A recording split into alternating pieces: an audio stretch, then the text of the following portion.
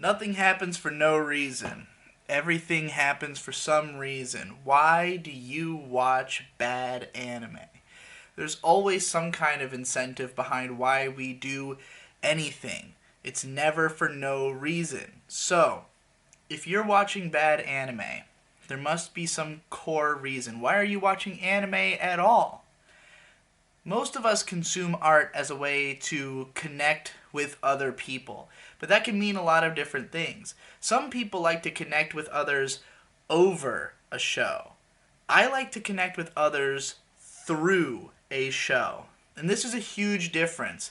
A lot of people want to feel like they are a part of something, a part of a community, a part of an identity, a part of an idea. You want to say, I am an anime fan and I fit in with other anime fans. I go to the convention to speak to the other fans, to connect over the thing we all like. I go on Reddit to discuss the thing, to participate in it. That's the only reason you would feel the need to watch shows weekly, other than just simply that you need something to do once a week and this show happens to fit into your schedule well. The main reason that most people watch weekly is so that they can participate in the conversation, to be a part of something.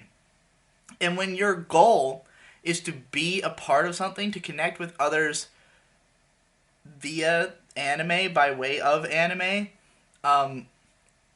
you don't necessarily need it to be good. You just need it to be something you can have a conversation about.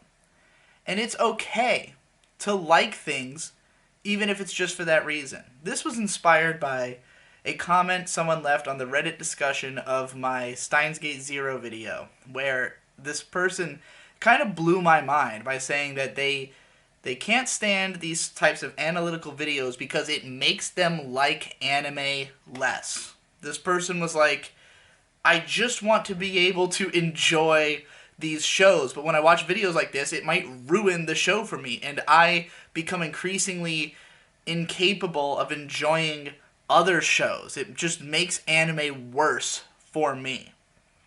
And that was fascinating to me because for me, those anime are already bad. There is no making it worse. It's not as though this is something I turned on one day and now anime is just worse for me. Anime was always this bad. The only reason I love anime is because I go out of my way to find the good stuff. And there is always good stuff. Always. There always has been. There always will be. Because creativity doesn't just die. It doesn't simply shrivel up. People need to get the things that they're inspired to get off of their chest. There are people out there who just compulsively have to create. And most of them are going to create in a medium which they understand because it helped to inspire them. It helped to give them the words to express what they were feeling. The reason I appreciate anime specifically so much is that so many of the people who have created anime seem to feel so similarly to how I do, and to have expressed their feelings in a way that uniquely clicks with my mind. And therefore, I go forth and try to create something that is in that image in some way. And I might not create anime, but a lot of what I create has the personality, the mindset of the otaku, which is a common trope throughout anime, representative of the type of people who connect to others through the medium. Hence why I love shows like Shirobako so much, that are about this sort of Ouroboros of connection. So, what I connect with is not my fellow anime fan. I don't connect with other people who like this thing. I don't connect with the community of watching it weekly and discussing it. I connect with the creators of it. I connect with the people who make the shows. I feel something because they felt something and they communicated what they felt to me. And this is why I am so uniquely offended by cynical cash grab media, by media that exists to utilize someone's vision in order to make money. And I understand and appreciate why it has to happen, because there's just not enough people who care about the media in the way that I do to perpetuate that media's existence. However, my camera's about to run out of space. Point being, thinking critically about anime has never made me less able to enjoy it because I was always doing it in the first place. The only way I'm going to enjoy a show is by feeling that sense of personal connection, feeling connected to the creator. I don't really get joy out of talking to other people about anime because most of the time they have interpreted something different out of it, or they just don't feel that same connection that I do. And it's not even to say that my interpretations are better or more correct, though I do feel that, like, I've always connected with creators more as a creator. And a lot of the people who make up my core audience, the people who are, who talk to me a lot on Patreon, the people who support me heavily throughout the years, are creators. They're other people who have tried to make their own art, their own media, and the reason that they like my stuff is because I speak to them as creators. I sort of connect their mind to the mind of the people who make the stuff that they love and help them to understand those people better so they can understand themselves better so that they can create better. And that is the kind of shit that the people who send me letters about how much they like my shit talk about.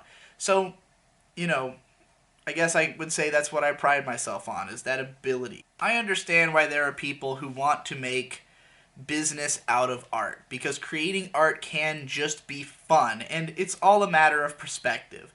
I think there's a lot of people who just fear the idea of the office job, who fear the idea of living the normie lifestyle so much that if they can commodify art, it's just sexier. It's just more fun, especially if you can be famous, if you can have people listen to you, then there's an element of power involved as well, where your opinion holds sway and your personality holds sway. And it's just, there's a lot of nuanced feelings you can get from having that as your career as opposed to something else.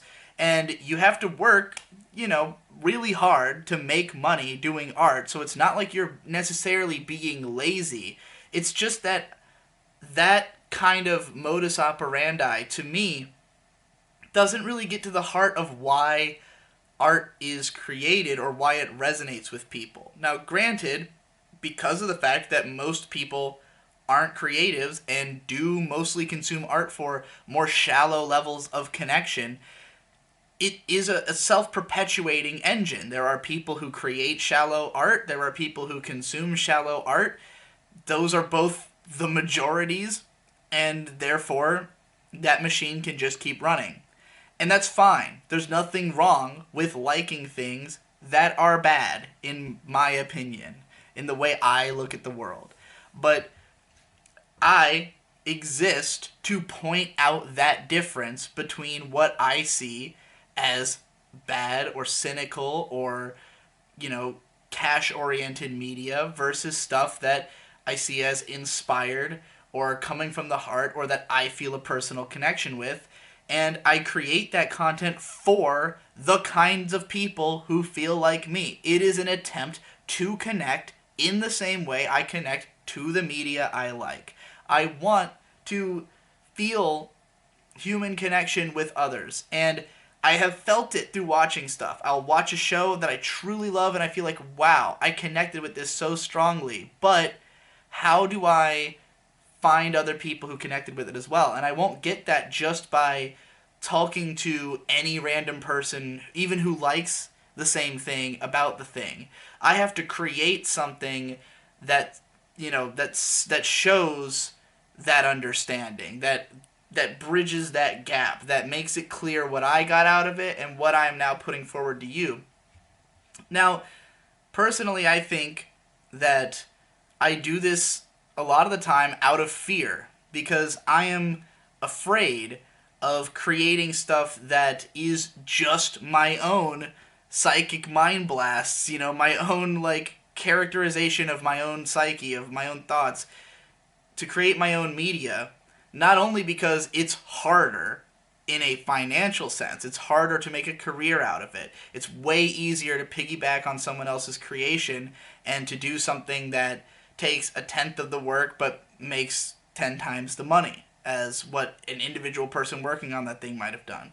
So not only is there a financial incentive to do things the way that I do it, but also it's just easier from an emotional standpoint, because instead of me trying to find a way to make those thoughts into something that you'll care about, I can take something you already care about and translate those thoughts and feelings out of it and make it just a little bit easier. And I do think there's a value in doing that because of the fact that there are people who find strength in having words for the ways that they feel. And art is not always a lingual medium, especially not anime. I mean, fucking most of it's visual. It is primarily visual, and you get that visual communication.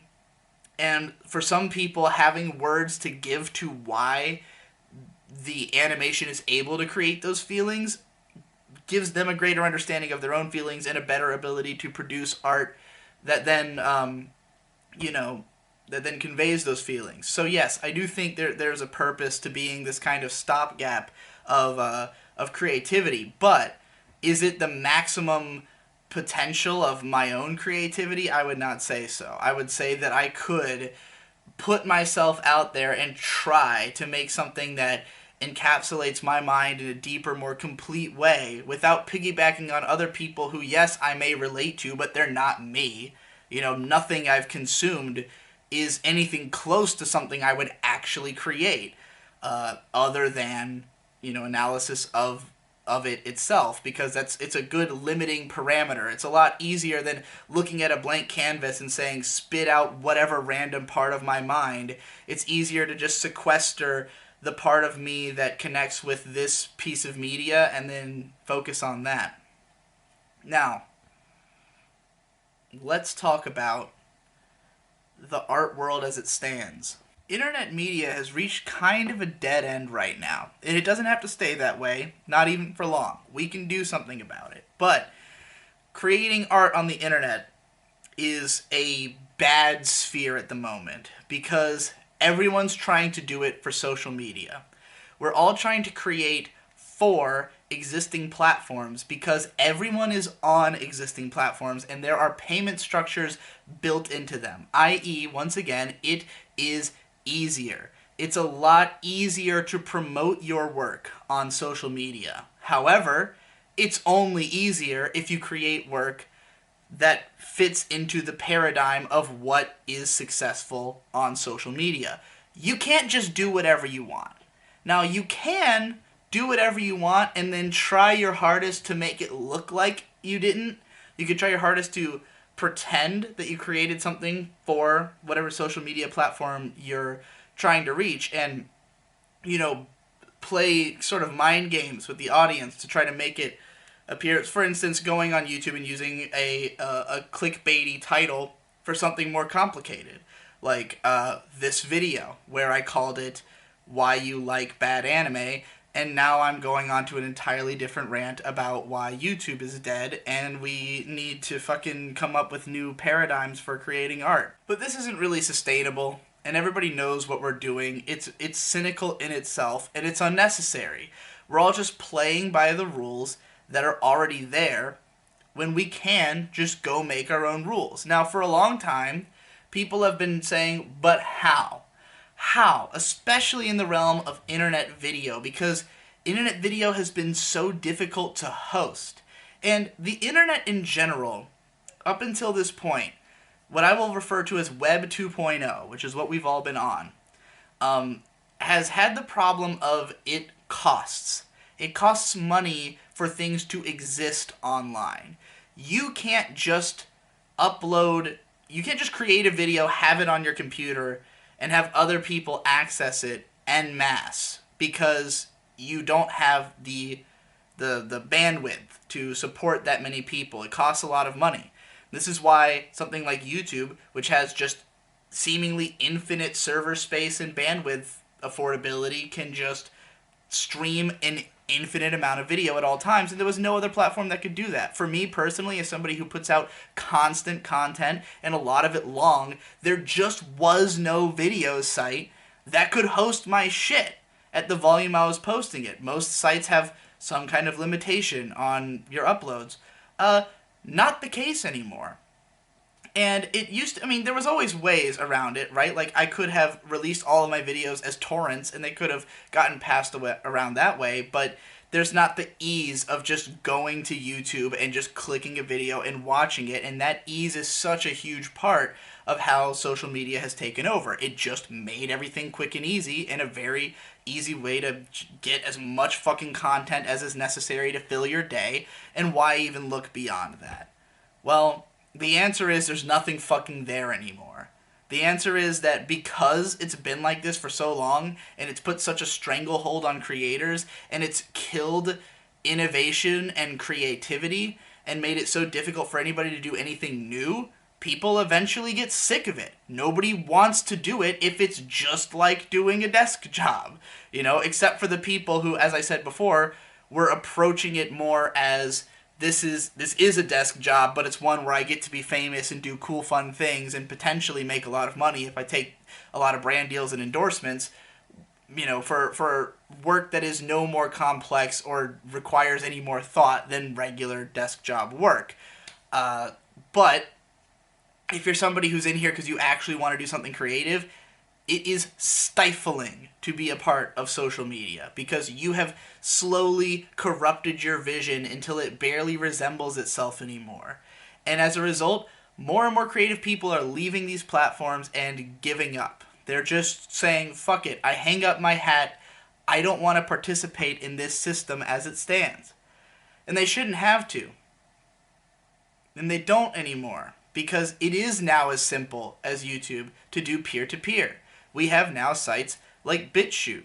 I posted a 16 gig, 6-hour video on BitChute for my patrons that is uploaded via peer-to-peer.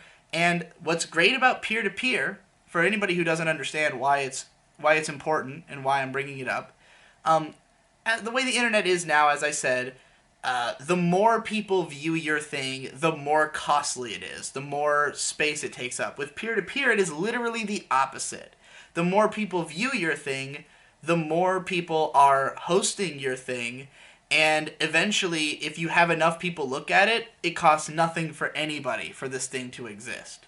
So through peer-to-peer networks, we can eliminate the necessity of giant corporations holding the reins of the internet. Because as it stands, a site like YouTube can only exist because of Google and their insane advertising dollars. And Google is constantly going to chop off all the limbs of the service that they don't like. They're going to constantly fuck over the artists. They're going to constantly kowtow to the big companies because they need the money to run YouTube. However, some other site that uses peer-to-peer, as long as enough people are using the site, then it can sustain itself. There is an entirely new internet. Right now we're all using HTTP in our browsers. There's a new thing called DAT. You can get a browser called Beaker that runs on DAT, and it's all peer-to-peer website hosting. When you download the Beaker browser, it literally tells you, make a website right away. So you can just make one, and then because you have it, now other people can access it from your computer. And yes, even if your computer's off, I don't know how they just introduced a feature where even if your computer's off, it still works. And then other people, you know, once they've all got it, then it's just kind of there now. It's now a thing that exists. So this is what can be. We can just leave. The means are there. Internet video can survive through peer-to-peer and still be instantly watchable just as easily as it is on YouTube. You can leave the major platforms that have been holding everything up for the last 5 years. The question is, why would you? Because as a creator, the answer should be obvious. You can do whatever you want on these platforms. There's no rules there. If there's no Emperor Google holding the reins telling you what you can and can't upload because it's all peer-to-peer, I mean, you'd have to get individually sued by a company who didn't want you to do whatever you were doing for them to shut you down.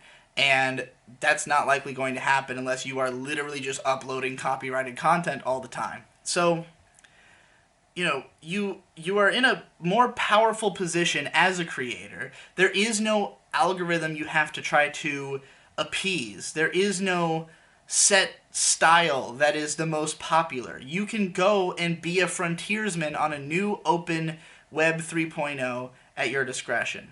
However, the trade-off is you don't have the built-in algorithm. You don't have the easy audience. But guess what? You don't have that stuff anyway unless you are going to be the corporate creator. Those are the only people who can be successful on YouTube now, because YouTube is entirely built around promoting that type of content. And it should be. It only makes sense because YouTube has no incentive to take care of smaller YouTubers.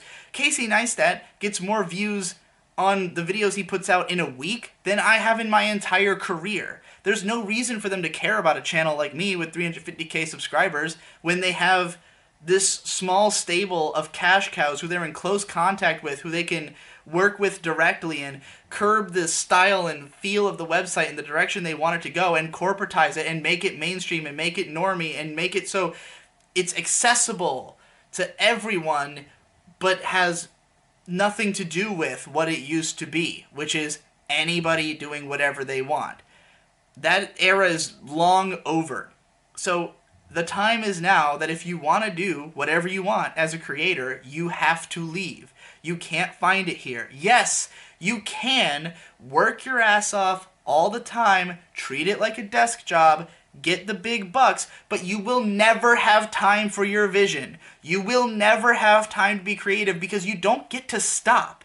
It's not like you reach 1 million subscribers and then you can just change your whole style and do whatever you want, because you're just going to lose the subscribers. You're just going to lose the algorithmic help when you're not posting a video 3 times a week, when you're not posting content that plays well with the algorithms, when you have a title that isn't catchy, when you are talking about a subject matter people don't care about. You're not magically going to get more views just because you raised your sub count, as evidenced by any fucking evidence on the platform. The time has come to leave. And I'm not leaving just yet, obviously, because it's terrifying and not enough people know. Not enough people are incentivized. Not enough creators have made things elsewhere. Nor have enough people been willing to entertain the idea of following creators elsewhere. But there are platforms now where the rules just don't apply, where you can upload whatever you want, where you can rethink the whole structure of what you do, where you can build websites that you don't have to pay for hosting because people can just come there and it's peer-to-peer and they get it right from you and then it's spread by itself. So how do we make this work? The answer is community. The answer is simply that people need to care. And it's not easy to make people care because people aren't going to care just for your sake. They're not going to care because it's easier for you. They're going to care because the content you make is something you couldn't have made here. It's something that you can't do on YouTube. You needed to leave and go somewhere that lets you do what you want. It needs to be that the quality and inspiration of your content is so much higher that it will have a more resonant effect on the core parts of your audience who will help support you. And in order to make that work, you're going to have to be very clear about your needs. You're going to have to say, like, here's how much money I need to live my life. Here's how much support I need. Like, this is what it will take for me to be able to do this. Do you care enough? You know, and you have to prove that you can make good on the things that you're saying you're going to do. You have to, put out the work that will impress people. And it's not easy to take the time away from, continuing the grind of trying to appeal to social media to then go and work on this other thing until it's done and then wow the world. And even then, the communities are largely still on social media. They're still looking for stuff that appeals to them personally, and it might be really difficult to find enough people who resonate with your perfect vision for them to pay for it. But just as ever before, the opportunity is way greater now than it ever has been throughout all of history. Imagine how fucking difficult it was to be an outsider artist before the internet. And now imagine how much more difficult it is to be one on YouTube than it would be if you were just doing whatever you want on sites to support it and like having the power to go look for your audience. It won't be easy, and the only way we're going to do it is, again, enough creators making stuff that's interesting enough on enough other platforms and enough audience members caring. But I think that there are tons and tons of people out there who are bored with the state of art right now on the internet, especially on YouTube, which is fucking garbage. I'm bored of it. Nothing good comes out anymore. Nothing new comes out for sure. Like, you know, all that's left is dinosaurs. There's no fresh blood spicing things up. So, you know, the platform is already suffering. And I think that there are people who also are just looking for something to do, looking for something to be a part of. And it can be more than just being a patron or talking to you on Discord. We can have more of an actual art community of people supporting each other to do what they want and to share those inner feelings and to have that connection that goes beyond just talking about stuff we like or even talking about our own content. You know, we should be sharing content with each other. People should be connecting because I make shit and you make shit and we like each other's shit and we want to perpetuate the cycle by which we can all make shit.